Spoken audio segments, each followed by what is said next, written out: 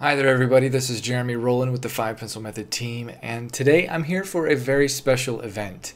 Over the years we've had thousands of questions from artists wanting to know from Daryl, how can we draw a natural landscape? They want to know how to apply the 5 Pencil Method principles of drawing with realism, and they want to know how to apply that to the natural world. So for the first time on video, Daryl has put together a helpful presentation to hopefully shed some light on this topic and share some insight from his many years of experience. So stick around, there's a lot to be learned.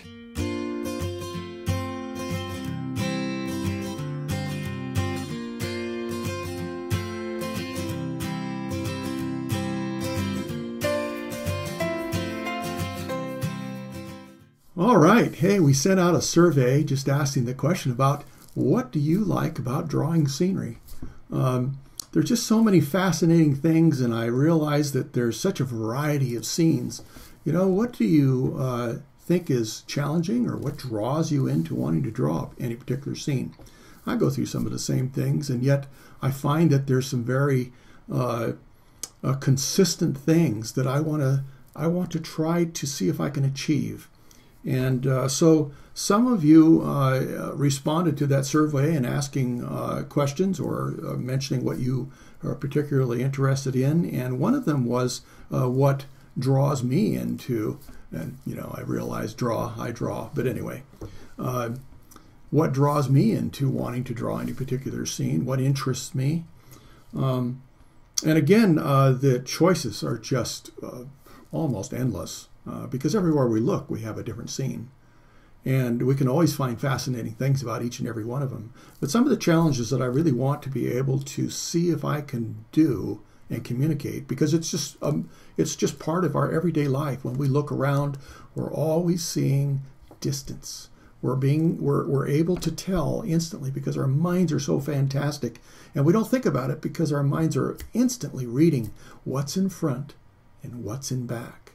Now, if I can go ahead and translate that into what I want to see if I can accomplish so that my mind can read that very well and see what it's looking for and searching for in everything I look at, then I've been able to accomplish something, and maybe even made it such a focus, communicate so well that it draws you in, or the viewer in. Makes me want to just be there. And so I think a lot of the times when people are drawing scenes, they get very confusing because it's very difficult unless you learn some of the tricks, some of the rules. And the 5 pencil method, I'm naturally going to vouch for that, because that gives me the opportunity in particular to be able to accomplish depth and dimension like I think is often missed. If you don't really know what to pay attention to and how to accomplish it. So I was looking through some of the scenes that, and Jeremy too, or we were looking through scenes that we thought are interesting. And again, it could be just endless. Where do you stop? And so picked out a few of them and wanted to just show you some of the common aspects of drawing a scene. And we'll just talk about a few things first, and maybe I can go ahead and do a few sketches and things just to emphasize a few points. We might see something like this and wonder, well, how in the world am I ever going to be able to do this? There are certain things that are going to be difficult, so we have to decide what is going to be done first, possibly, what is going to be done after the fact. Is it going to be wise for me to do a background before I do a foreground? If I do that, am I going to really cause confusion or have a hard time sketching in the foreground after I have a nice background I've worked on? So let's just go ahead and look through some of these things. Oh, this one is kind of a different. I'll set this aside just for a moment. But here we have a real good indication of different levels of distance. And one of the things about the 5 pencil method that is really important to practice and know how you can accomplish it is to have the opportunity to have clean edges. And sometimes that gets very confusing. Let's go ahead and see if we can get in just a little closer here. It gets confusing. We don't think about it as clean edges, but everything, even bangs on a girl or a woman, even our hair against a background, even though there are many hairs, there still has to be something that represents a clean edge. So we might simplify it. We may not have so many hairs. We may not have so many of these, whatever you want to call them, the leaves of a Joshua tree. We may not have to have every one, but when I do them, I want to make sure that they don't become soft and have edges that start blending in with the background. Because every time we look at something, we want to be able to tell distance by whether we can see past it. And when we are having a nice clean edge to something, whatever that is, it could very well be a very nice clean edge, but it's an edge to value.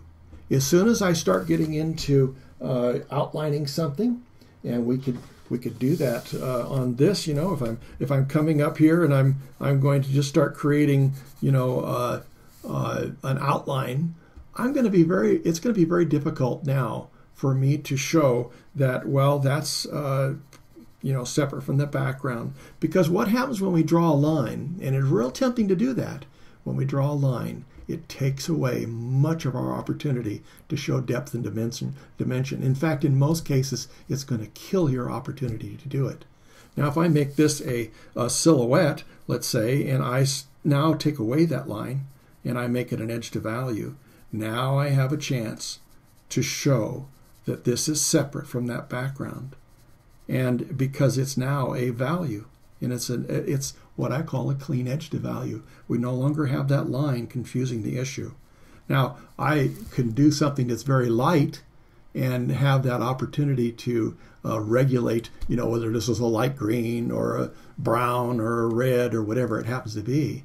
But still, it's really important for me to have, I think, in my experience, to be able to have that edge to value. And edge to value is something that we practice even in the core concepts, because if I am practicing how to make a gradation, I also want to practice how to visualize and understand the importance of a clean edge. And so as I come this way, it gets lighter and lighter and lighter, but it's not represented with the lead-off line. As soon as I put a lead-off line on there, it changes the whole thing. And now I don't know which side of the line. This could be now a shadow coming out from some other object here. But it's really important for me to be able to communicate that whatever's happening, I'm either going around and out of my sight, and this could be the edge of a branch, or the roof of a building, or the edge of a box. I don't care what it is. This could be a mountain range, and I want to be able to show what's past it. Now I understand that I can't see past this, so this is blocking my view of whatever this is. And so that really gives me an advantage.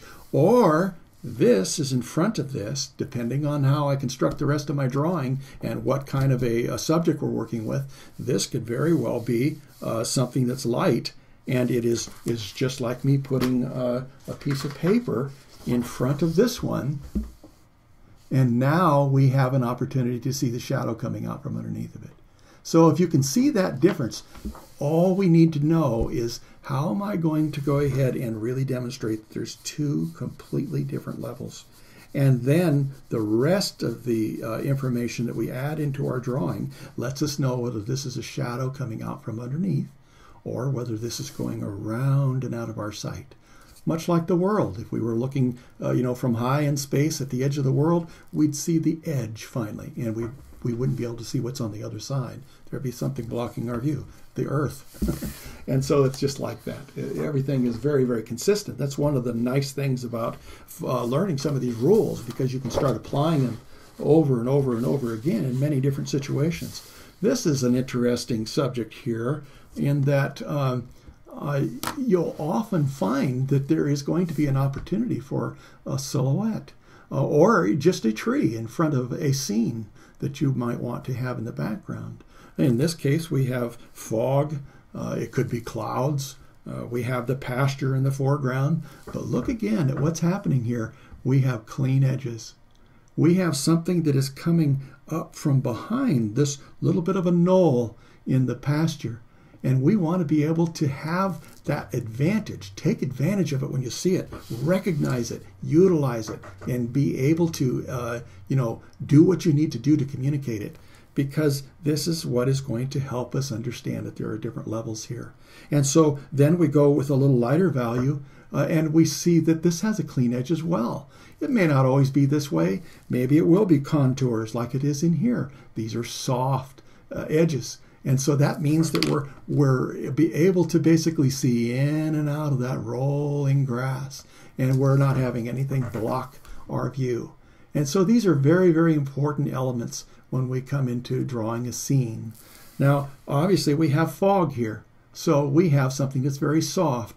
And so once in a while, you're going to have to communicate something, with a very soft edge or an undefined, edge to a value. And yet, because of the way this drawing is going to be full of the kind of information that's going to say, this is fog, we have a foreground, and then we have something peeking up from behind it. And these are the trees. And so we would come in and we would start drawing, something that is going to be a clean edge. And then as we work down, it's going to fade away.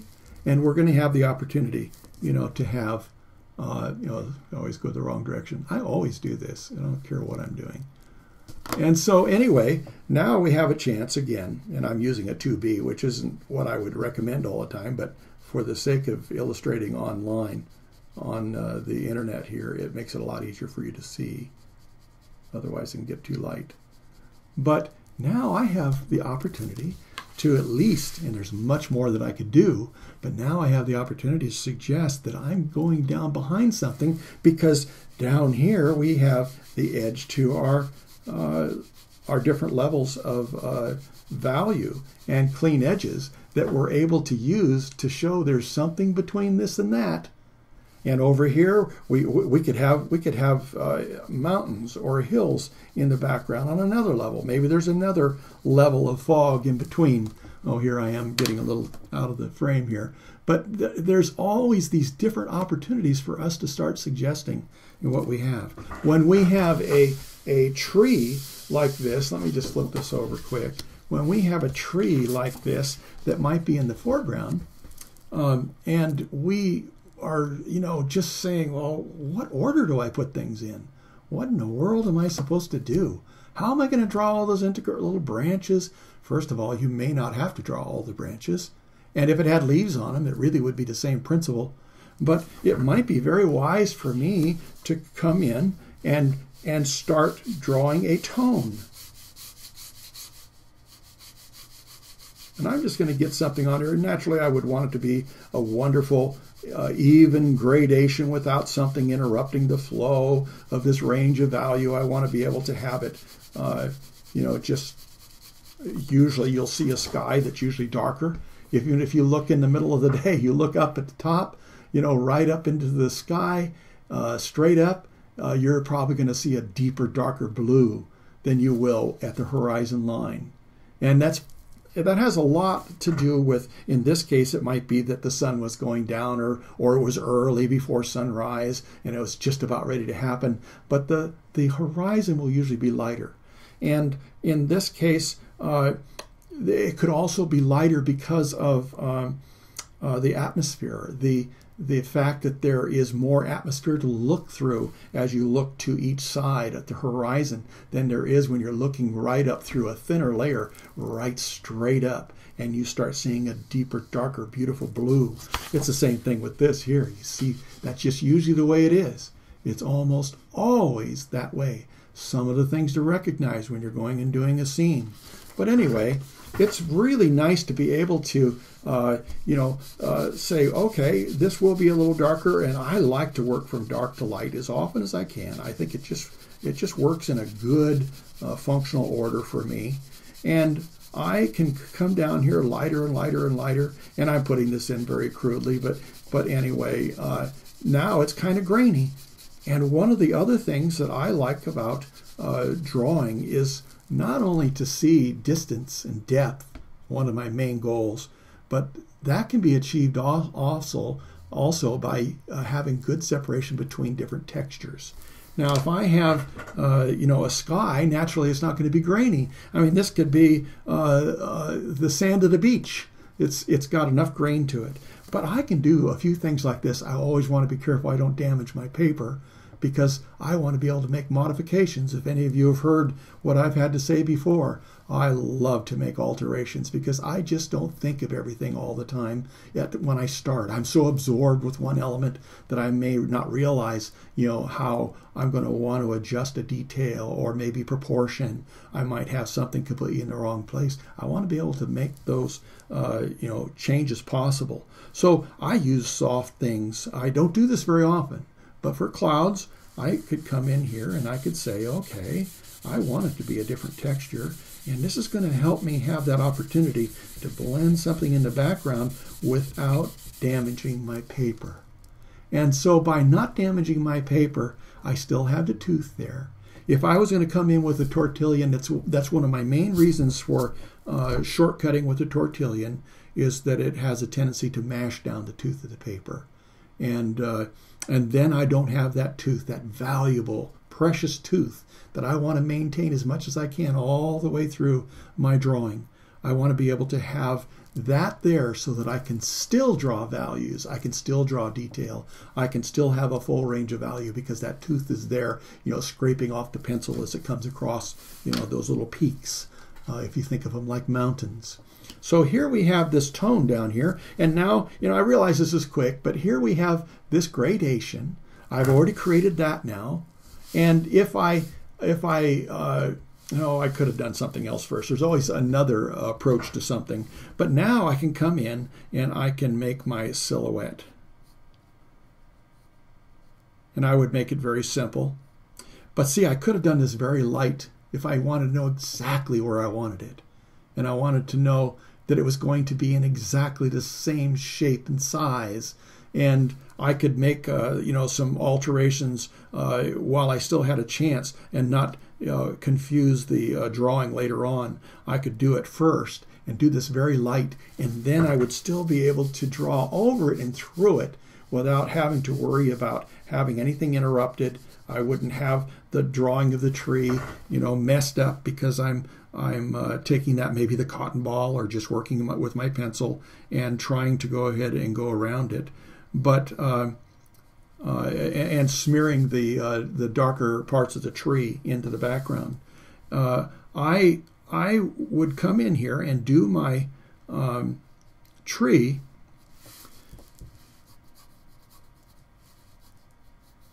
And trees are fun.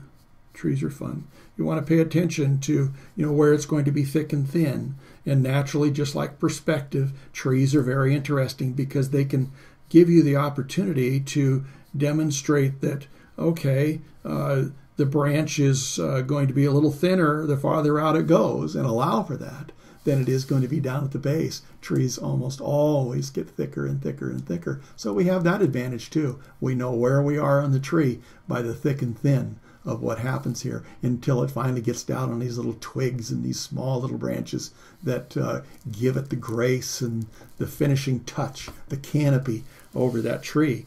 But anyway, I'm just showing you this quick to just show you that if I come in here now, I don't have to worry about the background.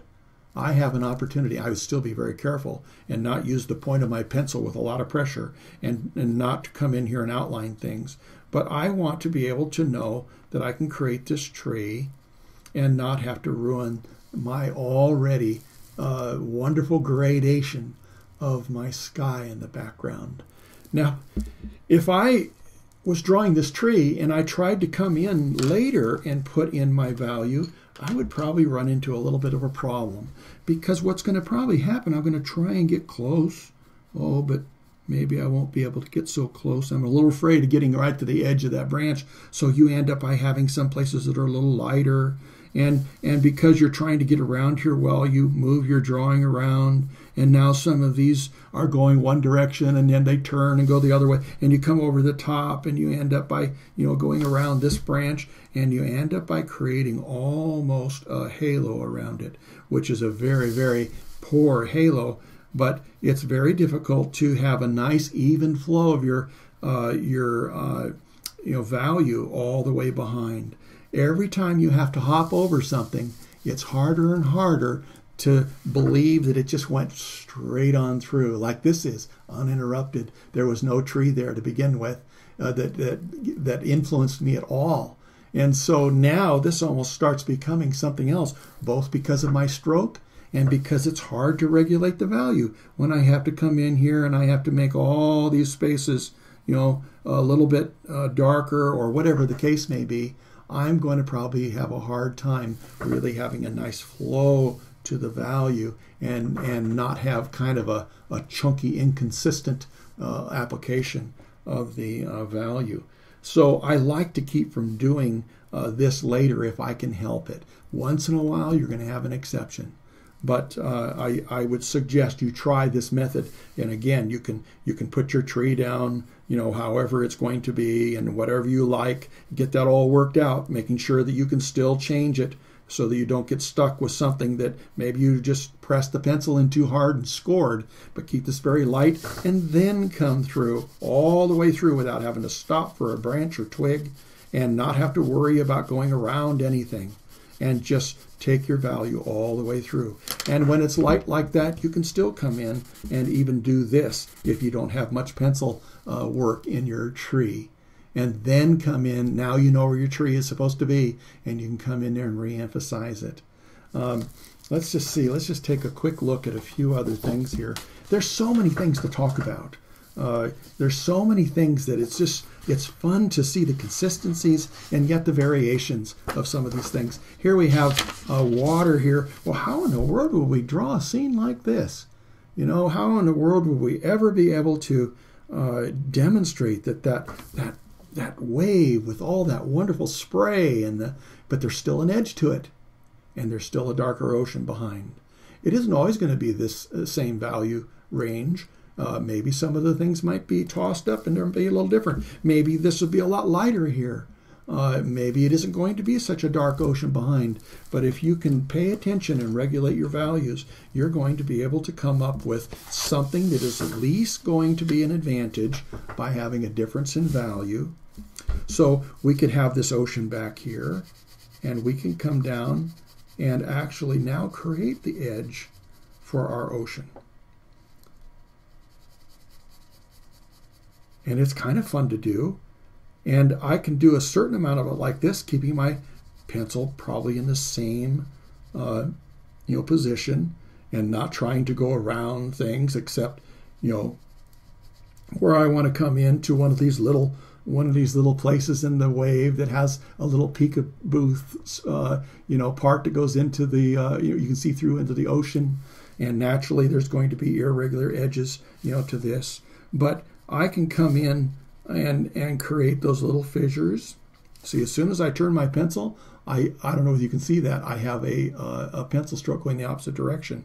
And yes, I can work through that, but now see, I have something that's a little darker here. I don't know whether you can tell because I'm working with a very light pencil, but I want to be able to have the opportunity to just create the main character, having a clean edge, and like I said, with leaves and grass and fur on an animal or whatever it happens to be, the hair on your head, if you want to show a background, you must have a clean edge. And that's something other than taking away the character of this ocean wave. We want to be able to still have the character to it. So I hope that maybe you can see that a little bit. Now, when I'm looking for an opportunity to not have to draw too much, often I'll take advantage of the fact that I have a brush. And I can take this brush, and now I can cast it even into the wave. I can still see that wave there. And this is a 4H, so it's not going to have a lot of value to it. And maybe I should go ahead and demonstrate it with a little softer pencil. But when I do this, it gives me the opportunity to come back in and take out a new highlight edge. So I can come in here, and I like to dab a lot, but I can come up with a pretty clean edge, and take out that spray and gradually go back and forth and work it until I have a chance to demonstrate that, it isn't just, like marshmallow rounded curves, but it's more like a spray. But I can come up with highlighted edges that contrast with the background, by doing this. And then when I get down to the other side of it, where it's coming over the rock, now I have a chance to come in and actually, I gotta get farther away here. Yeah. Let's see if I can catch this. Let's just do this. I better do it with a darker pencil so you can see. I get excited about what I'm drawing and sometimes don't think about all of the things that are going to help you see. But I'll have a value here that's past the wave and be able to come in here with, my different little edges, to the wave. And you'll get a sense of what's going to work. But now I want to come on over here. So we have this rock that has a tone in it. And we have the wave. Coming over that. So I'm going to decide, well, I want this to be pouring over onto the rock. So now I have the opportunity to actually create a little more of a shadow, especially if I want the wave to show that there's still a little bit of space in places. And I can create something that's going to be a little darker as it goes underneath the wave. And then I can have these opportunities like right here. I hope you can still see this, but here's an opportunity for me to have a more of a clean edge to value, and yet we can see that this is folding over onto this rock. Remember what I said about something disappearing? Let's just get in here now that you see what I'm trying to do. Let me just show you that when something goes underneath something, most often it is going to be going to where there's less light. And so our shadow will get a little stronger. And that gives us the opportunity to demonstrate that this is over the top and keeping the sun or the light source, from hitting it right there. Well, this gives us a great opportunity to know what direction this is going, where it's ending, what's blocking our view. And so we have this top edge that we can do. And I can continue to brush, especially when I'm using a softer pencil. You have to be very careful because the softer the pencil, the more grain it's going to show when you're drawing. But I have the opportunity to come in and, again, brush this. When I brush this, it's casting some of that extra graphite into those areas. I want to be very careful. If I have a part of this that I don't want to be smearing or, softening up at all, then I'm going to want to be careful that I regulate where this brush is going to be. I might use a corner. I want to be very careful, too, that I don't gouge my paper. It happens every once in a while to somebody. You can get really excited about, well, I'm going to brush that quick, and end up by having a corner, gouge your paper, and you don't want that. But now I have a chance, again, to come in here and create even a little brighter highlight, if that's what it is, along the edge. And because I had that opportunity to have some of that graphite cast in there. And so it gives me even more opportunity. You might be able to see that that's getting a little lighter than it is over here. And it gives me a chance to kind of mold this wave and show some of these wonderful parts of it that might be a little lighter somewhere else without having to draw everything. I can emphasize, add a little extra graphite in here, but as a whole, the more I do with all these other places, and I brush it, and it's safe to brush it because this brush is so soft that it doesn't end up by changing the texture of the paper. It doesn't damage that tooth that's so precious again, that's going to scrape off that graphite off of the tip of your sharpened lead. But now with a little patience, and it's fun to do this because you realize what you can do if you just keep brushing a little bit more, maybe adding a little bit here and there, and then pulling off the places that are going to be a little brighter. Because it isn't just one big ball, it isn't going to be just one rounded surface. It's going to have this character, and these are some of the opportunities that I have, to show what's in the foreground, even though this is going underneath the wave, and show what's in the background as it comes out from behind the wave. And then I have the clouds that use the same principles. This cloud being dark is really in front of these. So now I have these clouds hanging down, and they have this kind of a thing only in reverse. And we understand that it's blocking our view of this cloud because it comes to a fairly clean edge, even though it's darker. This is lighter, coming up over the top of something that's darker. And so they both communicate the same things. Look at that, how similar they are, except in value. And so you want to pay attention, making sure that you understand a little bit about clouds, a little bit about shadows, a little bit about your value, or a lot, and really have the opportunity to communicate what you want to be able to communicate. The difference between contours and clean edges is that when I can't see something on the other side, if there's something blocking my view, then there's going to be a clean edge. This is a clean edge because on the other side is the rest of the ocean waves that we can't see. When we get up here, this wave is blocking ever so slightly the wave directly behind it. And so we have a clean edge. We have a clean edge to value. And so then when we come into places where, and water's very much like this, it still has very patternistic places where you'll have lights and darks, but we can see in and out of this just fine. And so we never want to be able to have such a clean edge. It's really, it can get tricky and it takes a lot of practice, but you can go ahead and keep this from becoming something in front of this. It is actually just a part where we're able to see the surface and we look down through this translucent, transparent water to a degree, and yet there are still reflections. As we see, this light is being reflected from the light above it.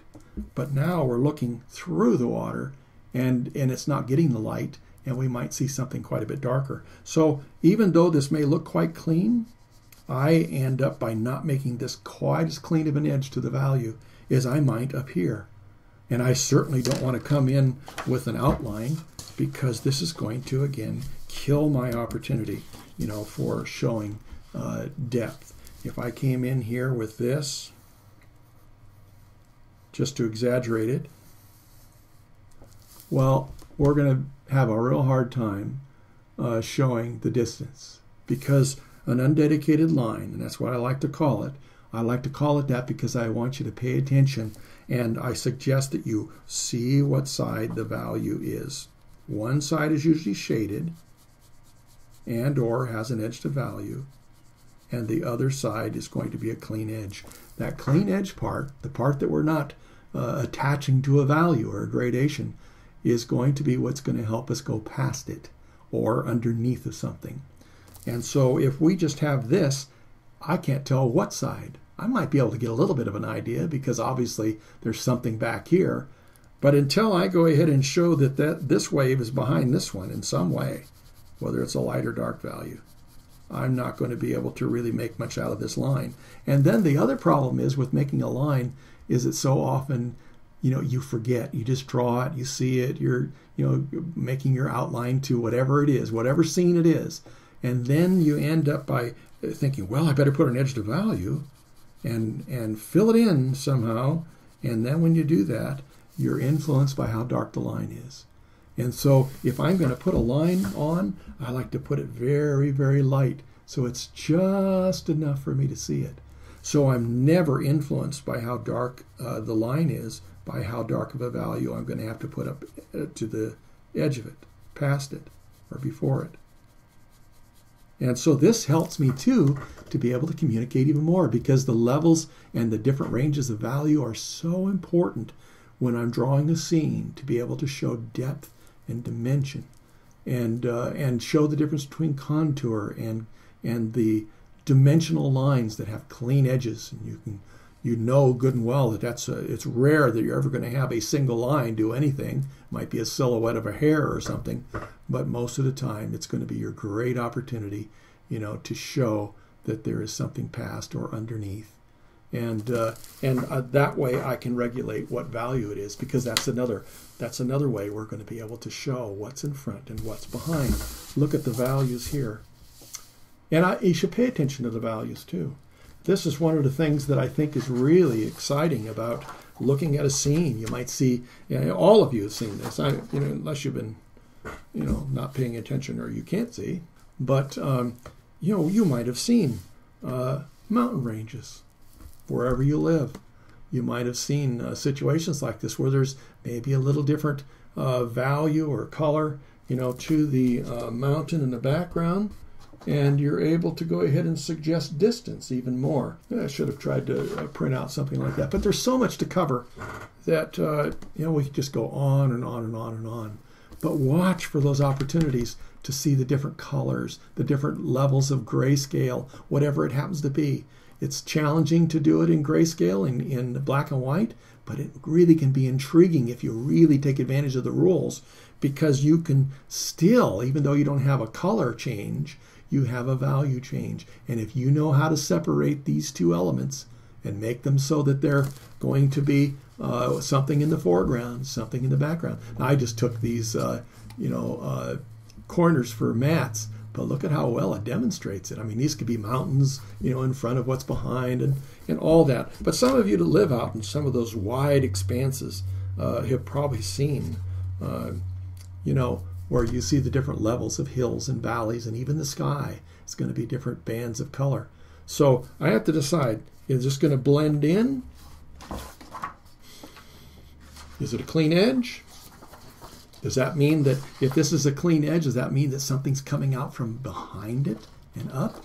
Very much like this, where we have the edge of this pasture and suddenly we have the fog coming out, from behind or underneath. There's enough of the foreground that shows a clean edge that we have a definite change in value. Look at these different changes. And so those are things that you really want to pay attention to. So you have clean edges versus contours. You have value ranges. You want to pay attention to those. Those are two things. You have texture. You want to at least take advantage of those three things. And then how you execute it is going to help you keep there from being confusion, like not going around something with a value and trying to fill it in. But find some of those little tricks that help you maybe develop a sky before you ever got involved in the foreground, if you don't think that it's going to interrupt that foreground picture. Here's a good example of distance here, and another one of the wonderful elements that comes into play and is a factor in everything we look at. I don't care whether I'm looking at my hand. One of the reasons we say, well, this is distorted or whatever, is because of perspective. And everything has a perspective to it. I don't care what shape, size it is. Perspective is one of those things that's in play in everything, whether you're drawing a portrait or a scene. And so maybe we can go ahead and take some time to discuss that, and the next time we have a chance to get together. And I hope that some of you can let me know whether some of this made sense. Maybe you can respond, after this video and give us a little idea, because the thing that we want to do more than anything else is to help you learn something, help you be able to improve your skills so that you can have more fun drawing. So thanks for letting me share with you. There's a lot of fun questions. Sometimes the only reason that you may not be able to I may not be able to come up with an example is because there's so many things. Which one do I pick? And I don't have a lot of time. I just have this one little spot. So it's kind of tricky sometimes to say, what's going to have the most impact? Can I communicate it to you so that you can understand it and incorporate it and put it into your drawing so that you can actually have more success, feel better about what you're doing, and having everybody that looks at it just go, how did you do that? That's wonderful. See you in the next video.